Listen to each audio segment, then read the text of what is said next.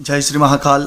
क्या आप धन की कमी से परेशान हैं? आपके घर में धन की कमी है या आपके घर में बरकत नहीं है, माता लक्ष्मी की कृपा नहीं है, घर में जो भी पैसा आता है वह पैसा किसी न किसी कारणवश लगातार खर्चे में चला जाता है और आप धन को एकत्रित नहीं कर पा रहे हैं, इकट्ठा नहीं कर पा रहे हैं, आपकी सेविंग्स नहीं है और आप पैसे को लेकर काफ़ी परेशान रहते हैं और खर्चे को लेकर भी आपको काफ़ी चीज़ें सोचनी पड़ती हैं कि भाई खर्चा करें या ना करें। धन की जो स्थिति है वह इस प्रकार की है। तो कई ऐसी समस्याएं हैं जो मानव जीवन में लगातार होती रहती हैं। तो इन्हीं के निवारण के लिए आज मैं आपको एक बहुत अच्छा और सटीक उपाय बताने वाला हूँ। यदि आप इस उपाय को करते हैं तो निश्चित रूप से आपके घर में लक्ष्मी की कृपा प्राप्त होगी और आपके की जो सेविंग्स है वो भी सही तरीके से बढ़ने लग जाएगी। आपकी जो पैतृक संपत्ति है वह भी आपकी स्थिर रहेगी, कोई कर्जा आपके ऊपर नहीं रहेगा और माता लक्ष्मी की विशेष कृपा आपके ऊपर होगी। तो इस चीज़ के लिए एक बहुत सरल और छोटा सा आपको उपाय करना है। चलिए हम इस विषय में बात करते हैं। परंतु आप मेरे चैनल पर हैं, वीडियो को देख रहे हैं तो चैनल को सब्सक्राइब जरूर कर दीजिए, बेल आइकन को दबाइए जिससे ऐसे ही आने वाले वीडियोज़ की नोटिफिकेशन आपको लगातार प्राप्त होती रहे। तो हम प्रारंभ करते हैं। आप सब जानते हैं मानव जीवन में जो है धन के बिना मनुष्य का जीवन चलना बहुत मुश्किल होता है और उसे अपने जीवन को चलाने के लिए जो आवश्यकता होती है वह होती है पैसे की आवश्यकता, धन की आवश्यकता। और वह धन उसके बिजनेस से, व्यापार से या जॉब से उसे प्राप्त होता है जिससे वह अपने जीवन की सभी सुख सुविधाओं की पूर्ति कर लेता है।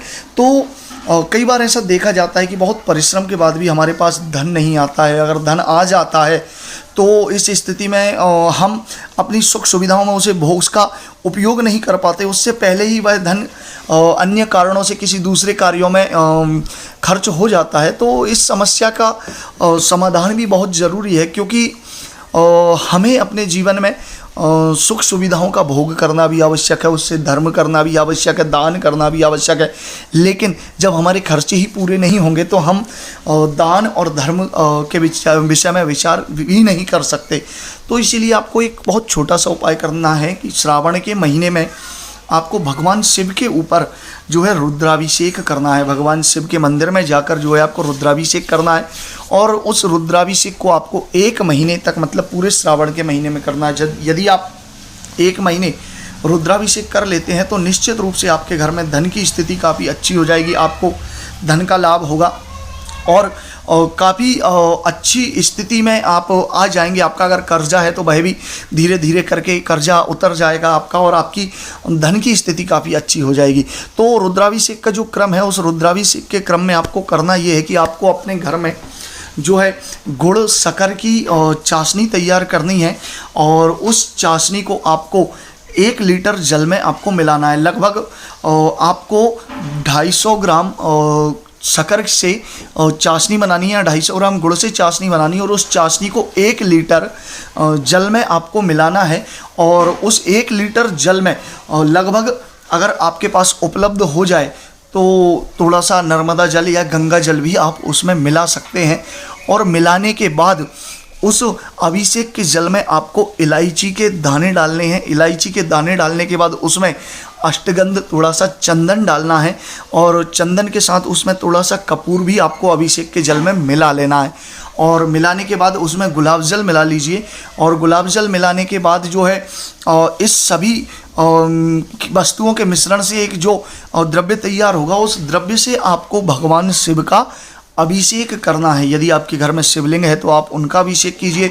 यदि घर में शिवलिंग नहीं है तो फिर आपको करना ये है कि आपके घर के आसपास कोई शिव मंदिर है, कोई शिवालय है तो वहाँ पर जाकर आपको रुद्राभिषेक करना है और ओम नमः शिवाय के मंत्र का जप करते हुए आप रुद्राभिषेक करें। और रुद्राभिषेक करने के बाद भगवान महाकाल को भस्म, चंदन आदि का आपको तिलक लगाना है और तिलक लगाने के बाद कुछ नैवेद्य प्रसाद का उन्हें भोग लगाना है।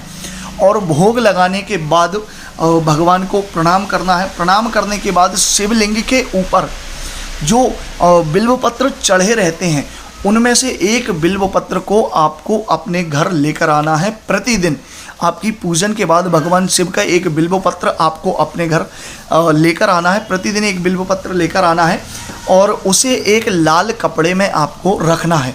इसी प्रकार जब आप पूरे श्रावण के महीने में और 1 महीने में रुद्राभिषेक करेंगे तो उसके 1 महीने के जितने भी एकत्रित हुए बिल्व पत्र हैं उन बिल्व पत्र को एक लाल कपड़े में बांधना है। और लाल कपड़े में बांधने के बाद जहां आपका धन रखा रहता है, आपकी व्यापार के स्थान में, आपके धन रखने के स्थान में, अपनी तिजोरी में, या जहां भी आप अपना पैसा धन आदि रखते हो, उस स्थान पर आपको उसको रक्षाबंधन के दिन रख देना है। और रखने के बाद भगवान से प्रार्थना करना है कि इसी प्रकार जो है हमारा जो घर है, हमारे घर में जो लक्ष्मी की स्थिति है वह लगातार बनती रहे, लक्ष्मी का आगमन हमारे घर में बना रहे और धन की स्वामी कुबेर की दृष्टि जो है हमारे भंडार पर, हमारे धन के स्थान पर बनी रहे और हम आर्थिक रूप से मजबूत हों, धन की स्थिति हमारे घर में काफ़ी अच्छी हुई। यदि आप इस प्रकार से इस नियम को विधिवत तरीके से करते हैं तो 100% आपके घर में लक्ष्मी का आगमन होने लग जाएगा और आपकी दरिद्रता निर्धनता दूर होकर आप जो है एक संपन्न और धनवान व्यक्ति बन सकते हैं। आपके जीवन में आप सभी सुख सुविधाओं का भोग कर सकते हैं, दान धर्म सब कुछ आप बिना विचार किए कर सकते हैं, क्योंकि यह भगवान शिव का अद्भुत और चमत्कारी प्रयोग है। यदि आप इसको करते हैं तो आपको ज़रूर लाभ मिलेगा। और मेरे द्वारा दी जानकारी अच्छी लगी है तो चैनल को सब्सक्राइब जरूर कर दीजिए, बेल आइकन को दबाइए, जिससे ऐसे ही आने वाले वीडियोज़ की नोटिफिकेशन आपको प्राप्त हो सके। अगले वीडियो में पुनः मिलेंगे, तब तक के लिए जय श्री महाकाल।